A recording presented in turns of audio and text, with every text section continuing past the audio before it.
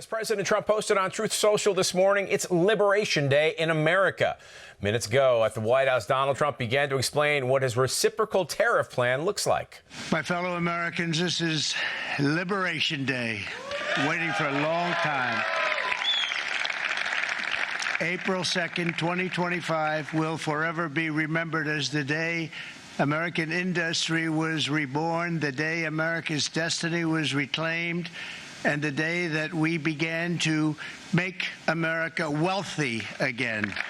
A few examples of the president's reciprocal tariff program. China is charging a 67% to the U.S., that is. We will charge them 34%. India charges us 52%. We're going to charge them 26%. So in many ways, the United States will charge about half of what we are being charged, the 10% being the bottom there. In the past, the U.S. charged other countries much, much less than these new tariff amounts. President Trump said these tariffs will result in job growth here in the United States. Right now, let's talk with the host of the No Doubt About It podcast, Victory News contributor Mark Ronchetti. Mark, welcome to Victory News. Greg, thanks. Great to be here. All right, let's jump into this. Today is Liberation Day, as Trump said. His tariffs go into effect. Give us your reaction to the plan. It was fascinating, actually. As I sat there and watched the whole thing, I think this is interesting. President Trump, for all the criticisms of him, one of the biggest ones is that you don't always know where his core is. What does he truly believe? And I'll tell you one thing he truly believes, and that is in tariffs and the importance of tariffs. So he started to lay out today how we're going to sort of reset the tariff landscape across the country here. And he's going to have to make that case to the country multiple times because, Greg, this is a huge issue. We look at so many towns across this country, and here in New Mexico, a lot of towns where we used to produce things no longer do that anymore. And he made a very compelling case on why this needs to happen. But Greg, the problem is this. It's going to take a while for this to set itself up. And because of the debt we're in a pretty precarious spot. So the question is, will he have enough latitude to push in these tariffs, do what needs to be done, start to reset the economy and bring manufacturing jobs back? And will the voters give him that leeway to do it? And being his second term, he doesn't have to stand for re-election again. So this is just going to be fascinating. I think it's really interesting. And I hope he's right, because if he is, there's going to be a lot better jobs coming back to this country than there have been over the past 20 years. Some say there'll be some bumps in the road or some hardship at first before it levels out. You believe that's true?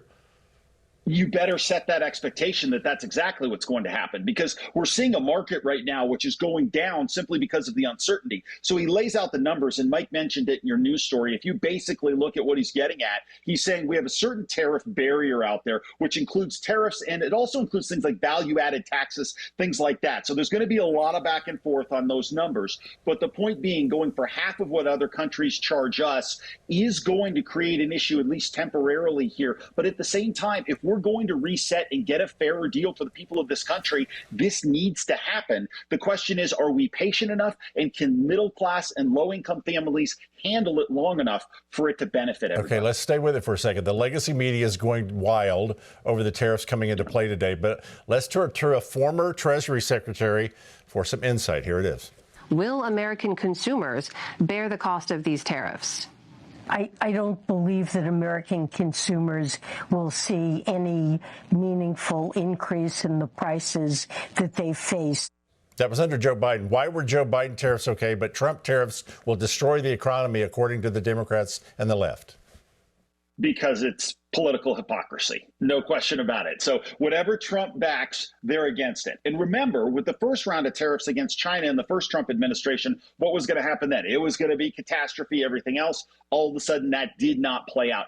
If you have a chance and you haven't done this today, I would encourage everybody that watches Victory News, go watch the full hour or so of Trump's speech and just take in what he's saying. Now, is it going to work? I don't know, but he's betting his whole presidency on it the second term. SpaceX CEO and Department of Government Efficiency Chief Elon Musk thanked an unnamed pastor Monday who said a prayer of protection around Musk and President Trump during a Wisconsin town hall. We ask that you envelop and protect all of those who are fighting for justice, for freedom, for order, for dignity, and to reward people according to merit, and especially put your hedge of protection around Elon Musk, around his children, around his whole entire family, and all of his team members. Musk was campaigning in Wisconsin ahead of Tuesday's high-stakes Supreme Court election. Meanwhile, Press Secretary Caroline Leavitt told CBN News that spiritual warfare is actually real. I certainly believe in spiritual warfare, and I think I saw it firsthand, especially throughout the campaign trail with President Trump. And I think there certainly were evil forces. Leavitt added there were miraculous things taking place right now in the United States.